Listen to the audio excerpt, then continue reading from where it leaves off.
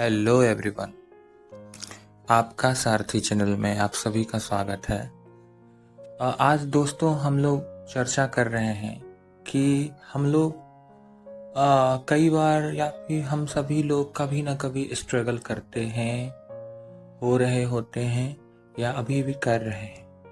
तो उस समय जो है हमें दूसरों की बातों को कितना महत्व देना चाहिए। यानी कि कई बार होता है कि हम स्ट्रगल कर रहे हैं, हम अपना पूरा 100% दे रहे हैं, फिर भी हम सक्सेस नहीं पा रहे हैं। तो इस स्थिति में हम क्या करें? क्योंकि इस स्थिति में ये होता है कि हमें दूसरों का ताना सुनना पड़ता है, अपने रिश्तेदार, अपने रिलेटिव्स, अपने पड़ोसी, आसपास, अपने दोस्तों का। तो इस स्थिति में हमें कैसे कूल रहना है? क्योंकि हमें पता है कि हम 100 दे रहे हैं, फिर भी नहीं हो पा रहा है सिलेक्शन, लेकिन सामने वाला आपको डिमोटिवेट कर देता है। कहीं ना कहीं वो आपको जो आपका एक कॉन्फिडेंस लेवल है उसको वो कम कर देता है। कहीं ना कहीं वो आपको इस तरह से आप करेगा कि लगेगा कि नहीं, आप में ही कुछ कमी था, आपने अच्छे से सही तरह से नहीं किया प्रिपरेशन। आप में वो अपराध बोध की भावना वो कहीं ना कहीं धर लेता है, जो कि बहुत घातक होता है, आपके किए कराए पे पानी फेर सकता है। तो मैं दोस्तों बस एक एग्जाम्पल के थ्रू समझाना चाहूँगा। आप जब कुछ अलग करना चाहोगे, जब अपने समाज, अपने सोसाइटी से ऊपर का सोच के कुछ करना चाहोगे, तो ऑब्वियसली आपको समय तो लगेगा ही। हो सकता है कि आपको उसमें कई बार जो है वो फेल्योर का भी सामना करना पड़े, क्योंकि हम जब कुछ अलग करना चाहते हैं, कुछ बड़ा करना चाहते हैं, तो हमें अनजान पथ पे चलना पड़ता है।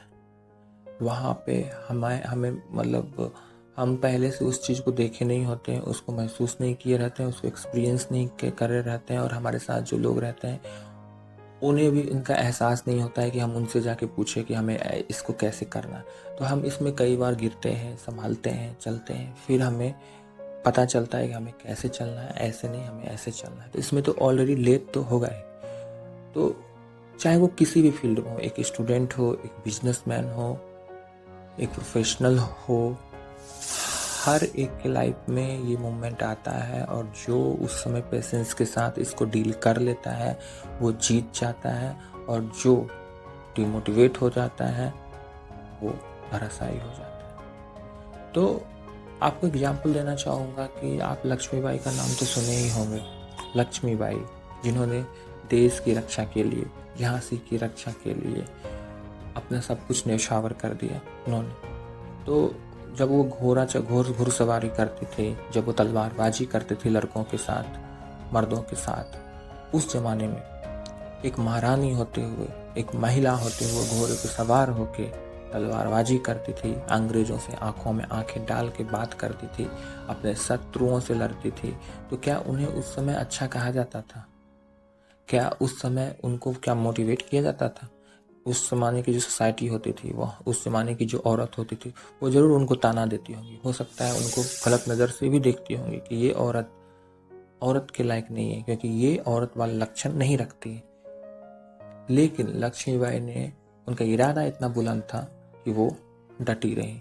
उनके परिवार वाले, फैमिली वाले कहते होंगे कि महारानी हो कि महारानी का कर्तव्य को नहीं निभाती हैं, महारानी होते हुए भी वो उतना साज सज्जा नहीं करती हैं, महारानी होते हुए भी वो घोड़े पर सवार होकर तलवारबाजी करती हैं, वो भी मर्दों के साथ। लेकिन जब वही लक्ष्मीबाई अंग्रेजों से लड़ते हुए शहीद हो गए, जब वही लक्ष्मीबाई अंग्रेजों से लड़ना शुरू किया, तो सारा प्रजा जो है उसके साथ हो गए।